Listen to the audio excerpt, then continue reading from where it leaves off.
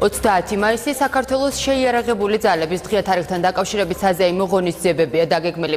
შეიარაღებული ძალების 26 წლის იუბილეს სამხედროების პრეზიდენტი მიულოცავს. გიორგი მარგულაშვილს მეოთხე მექანიზებული ბრიგადის ბაზაზე ელოდებიან. დილიდან კი გორში პირველი ქვეითი ბრიგადის სამხედრო ბაზაზე იმყოფებოდნენ პრემიერი და თავდაცვის მინისტრი. რა განცხადებები გაკეთა შეხვედრაზე ნინო ფისაძე ისაუბრებს გორიდან.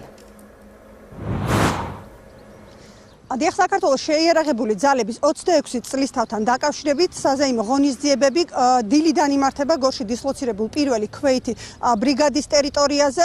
სამხედრო მოსამსახურეებს შეიარაღებული ძალების დღე საქართველოს პრემიერ-მინისტრმა თავდაცვის მინისტრთან და გენშტაბის ხელმძღვანელთან ერთად მიულოცა. ღონისძიებები გმირთა მემორიალთან დაიწყო, სადაც სტუმრებმა პატივი მიაგეს დაღუპულთა ხსოვნას. მთავრობის მეთაურმა შვილთან ნიკოლოზ კვირიკაშვილთან ერთად გმირთა მემორიალი გვირგვინით შეამკო.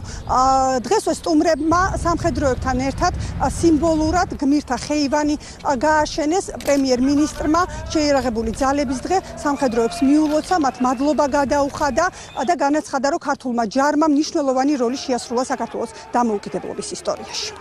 თქვენ ასრულებთ ყველაზე საპატიო საქმეს დედამიწის ზურგზე და თქვენ გაქვთ უდიდესი სიყვარული ჩვენი მოსახლეობის, ჩვენი ხალხის.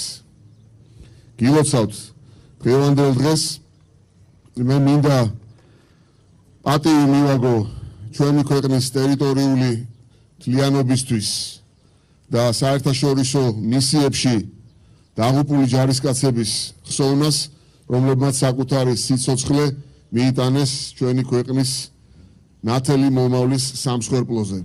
ულოცავ ქართულ შეიარაღებულ ძალებს 26 წლის იუბილეს. შეიარაღებული ძალების თითოეული ოფიცერი, სერჟანტი, კაპრალი, რიგითი წარმოადგენს მაგალითს იმისა, თუ როგორ უნდა გიყვარდეს შენი ქვეყანა, როგორ ემსახურო მას, თუ როგორ უნდა დაიცვა ეროვნული ღირსება. დღეს ჩვენ დავრგეთ ხეები და იმ ადგილს, სადაც ეს ხეები დავრგეთ, დავარქვით გმირთა ხეივანი, სწორედ მათ სახელების პატივსაცემად. 26 წელი გავიდა არმიის დაარსებიდან. მე ულოცავ მთელ შეიარაღებულ ძალებს დღევანდელ დღეს. განსაკუთრებული მილოცვა ჩვენს ჯარისკაცებს ავღანეთში, აფრიკაში. ასევე ულოცავთ ყველა დაღუპული ჯარისკაცის ოჯახებს. განსაკუთრებული პატივი ასევე ჩვენს დაჭრილ მეომრებს და ვეტერნებს. მნიშვნელოვანი დღე არის დღევანდელი დღე თითოეული ჩვენთაგანისთვის. ოფიციალური ნაწილის დასრულების შემდეგ სტუმრებმა ბაზის ტერიტორიაზე გამოფენილი სამხედრო ტექნიკა დაათვალიერეს. პრემიერ-მინისტრი და თავდაცვის მინისტრი სამხედრო მოსამსახურეების ოჯახის წევრებთან, მათ შვილებთან და მოსწავლეებთან ერთად კულტურულ და სპორტულ ღონისძიებებსაც დაესწრნენ, რომელიც ბაზის ტერიტორიაზე დღეს მთელი დღის განმავლობაში გაიმართება.